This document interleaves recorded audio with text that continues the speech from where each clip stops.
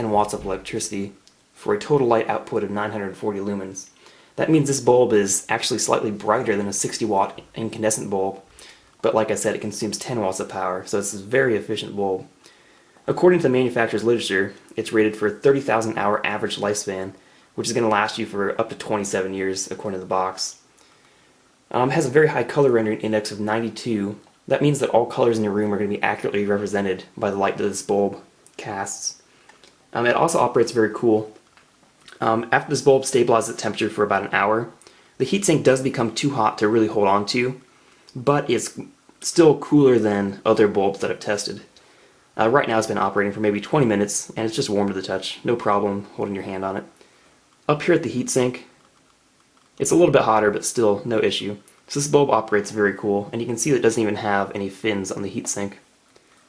As with the previous version Philips LED light bulb, this uses a remote phosphor technology. That means that behind each one of these yellow lobes are LEDs that do not emit white light.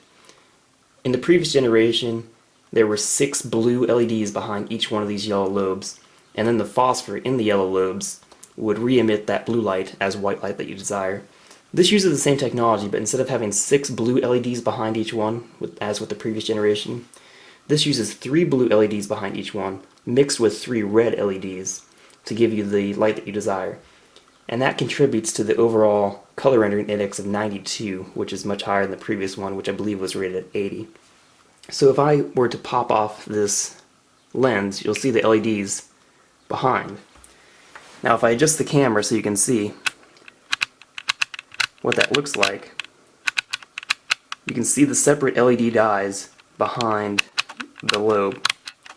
And these are the LEDs that emit the light. When you put this on in front of it, then it's white again, of course. So that's how this remote phosphor bulb works. A word of caution, don't look directly at the blue LEDs because they can actually cause photochemical degradation to your retina. So it'd be wise not to look directly at that. I'll go ahead and adjust the camera back so that we can see what we're doing here. And then just snap the cover back on. Okay, another feature of this bulb is it's dimmable. So I have a dimmer, and of course I can turn it down. And it dims fairly dim. The light color actually becomes pretty ugly as you have it dim. Right now it's, I don't even know how to describe the color. It's kind of a yellowish, bluish gray color almost. So it's not that great. It almost has a pink hue to it also from the red LEDs. So really the dimmability of this bulb is not that great. At full brightness, of course, it's fine. And then, you know, going down maybe halfway from there is okay also. But really the dimmability is not something that's a strong point of this bulb. At least not for my test right here. So that's just something to take into consideration. I'm going to take this time to compare this to the first generation Philips LED bulb. So what I have here is the 75 watt equivalent first generation LED bulb. So this is the one that has the 6 blue LEDs behind it with no red ones. This is the one that has the red ones. This bulb puts out 1100 lumens, this one puts out 940. So this one is only 160 more lumens, but it takes 7.5 more watts, so 17.5 total.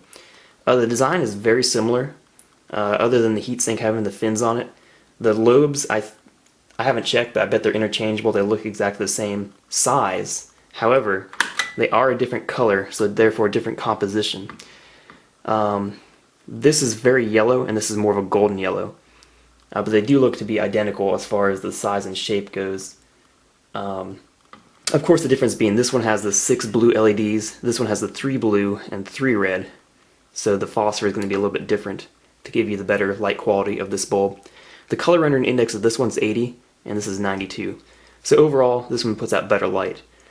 The design is very similar. You can see it still has the same cutaway heatsink fin design on the sides.